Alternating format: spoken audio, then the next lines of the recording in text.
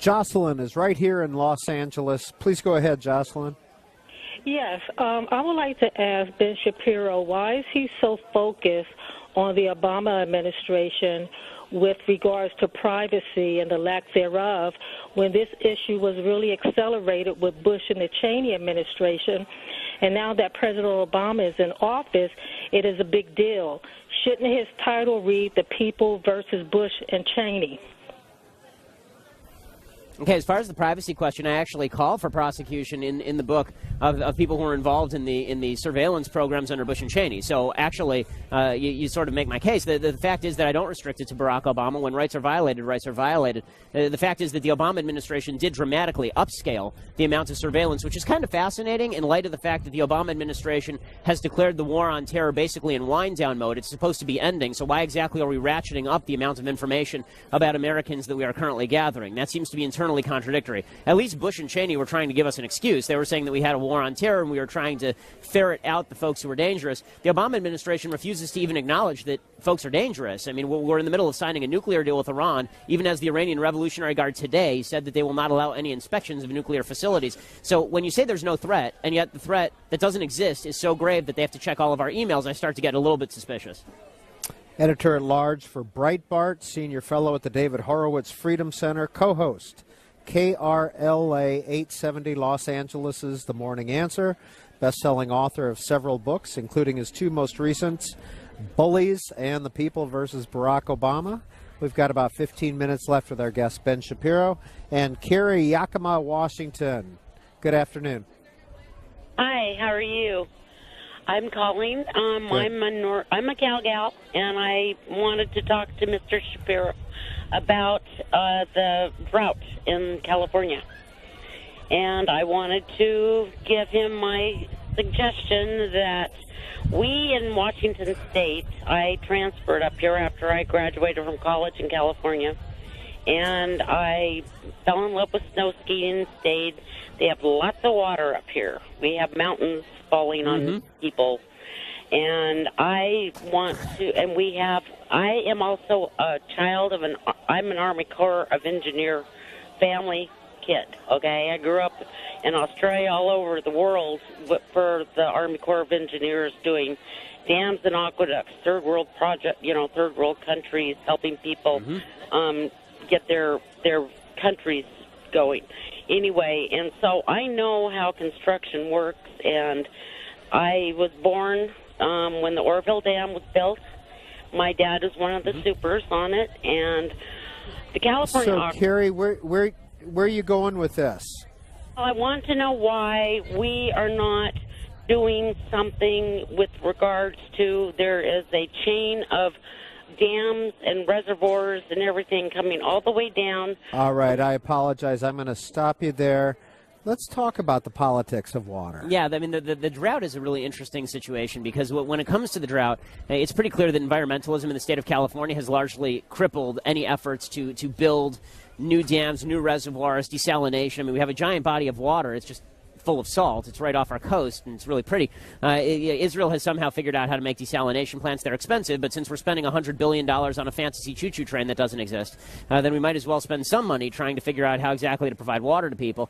As far as building reservoirs and aqueducts, actually down from Washington State and Oregon, of course we should have been doing this. Pat Brown, Jerry Brown's father, actually did a lot of these things. Jerry Brown just reversed all of that. Jerry Brown hasn't done anything on this for 40 years, and now all of a sudden he's decided that he has to restrict everybody's shower length. Well, it turns out that 80% of all water use in the state of California is going to agriculture, and agriculture, for all the talk about how it's we create all the fruits and nuts in the United States in terms of actual fruits and nuts, the fact is that that actually accounts for about 2% of the GDP of the state of California. So in other words, 2% of the GDP of the state of California is actually taking up 80% of the water. Now, Jerry Brown's plan is to reduce water usage in the state of California by 25% in urban areas. If he does that, then he's going to achieve approximately 700 billion gallons of water saving every year. We need about 11 trillion gallons in order to fill up what we've lost. But here's the reality. 160 billions of fresh water are being pumped out into the San Francisco Bay every single year to save the Delta smelt. Another 250 gallons of usable water are being pumped out of there to help the salmon swim to their spawning places. So we really want to hook them up. And so we have to make sure that they have active sex lives by apparently pumping usable water out into San Francisco Bay. This is not exactly the best use of water. And we're going to have to get over the whole subsidies to industries that we like. Look, I like a lot of the farmers in the Central Valley. I think that they're doing something that's incredibly worthwhile. However, one almond takes 4 gallons of water. And the fact is that if you have one segment of the population that represents 2% of the GDP and 80% of the water use, I may think that almonds are more valuable than my lawn. I may think that's more of a value to the United States than me having a lawn. But guess what? It's a free country. If I'm willing to pay for the water, I should be able to pay for the water. The real reason all this is happening, really, is because the state of California has artificially kept water prices low, which means that it's subsidized water use for a lot of people in both urban and agricultural areas. If it had been allowed to go to market price, then you would have actually had competition for the water, and then the water usage would have gone down. I mean, it's amazing. You go to the store. Has anyone ever run out of bottled water at the store? Has it ever happened? No, because the market governs when it comes to bottled water. Nobody ever runs out of Coke. If there's a real demand for Coke, they produce more, and the Coke comes in the next shipment. But when it comes to water, because it's been artificially deflated by the federal government and by the state and local government, that means that the water has been running out for a long time because of how we've decided to divvy it up, basically. What's the argument against desalinization? In terms of the environmental argument, because you have to use particular enzymes. Apparently there's biological desalination and chemicals that are used in order to make sure that happens. And they say that a lot of the chemicals are supposedly dangerous, although Israel has never had a problem with this. It is very expensive. I mean, desalination as a project is extraordinarily expensive. They should have been pursuing it 20 years ago. They should certainly be pursuing it now. And there's a new plant opening, isn't there, off the coast of San Diego? Yeah, they need to really ratchet up the water production for sure. Okay, last question about your Planned Parenthood thing. So why do you think it's not about controlling women's bodies and just about the separate life? Like, after the baby is born, how come more people don't care about them? They don't care where they end up in foster care. They don't care about the mother being poor. Okay, I do care about the mother being poor. I do care about foster care. Okay, but why don't you advocate for that, though?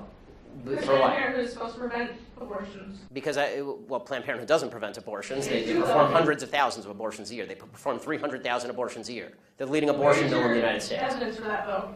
That they perform 300,000 abortions a year from Planned Parenthood. That's my evidence. They don't dispute that. No one disputes that. Like birth control and cancer. I'm not anti-birth control. I know. Birth control is extraordinarily cheap. That provides affordable birth control, which would in turn. Okay, they're not the only people in America who provide affordable birth control. You can go get a pack of condoms down at the local CVS for $12. Condoms great. People need medication too. Yes, and it's true that most forms of birth control are also extraordinarily cheap on an annualized basis. Unless you have a severe problem, most birth control is very cheap and readily available. And I'm not against people going and getting that from Planned Parenthood. As you may have noticed, I'm mostly against abortion. If you want to go to Planned Parenthood and get a contraceptive, go for it. I don't care.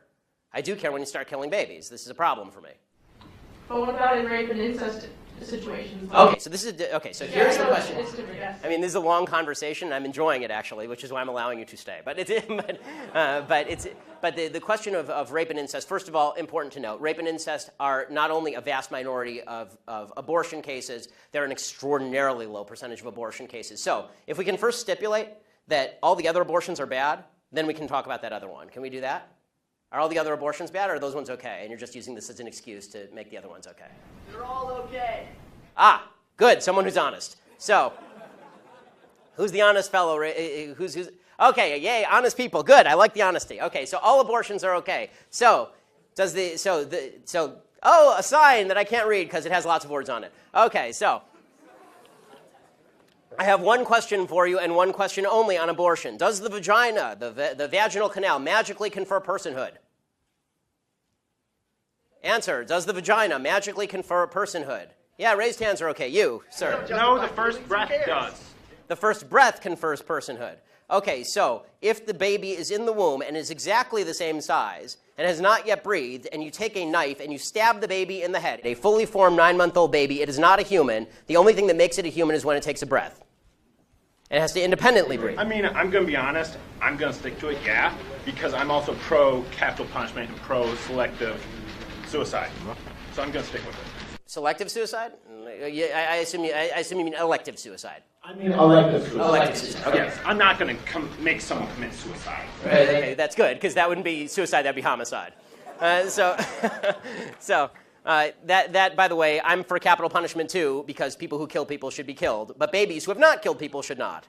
And this is my basic position on abortion. So let me but I'll get your answer because you're the one who asked the question. Are you willing to stipulate that all the other abortions are bad, just rape and incest bother you? I mean, no, I believe a woman should have the right to move Got on. it. So it's an excuse, right? So it's an excuse so that we can say that, so that we can take the marginal case and then say that the marginal case applies to all cases.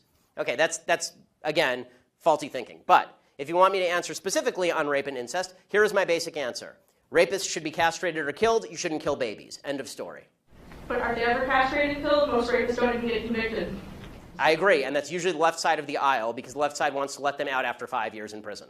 I want them castrated or killed. I'm telling you what my belief is. My belief is not public policy at the moment. But I think, would you agree with me on that one? Can we at least get a little agreement to finish this particular parlay? Okay, should rapists be castrated or killed? Well, yes. Okay, good, yeah, okay, we agree. Thanks.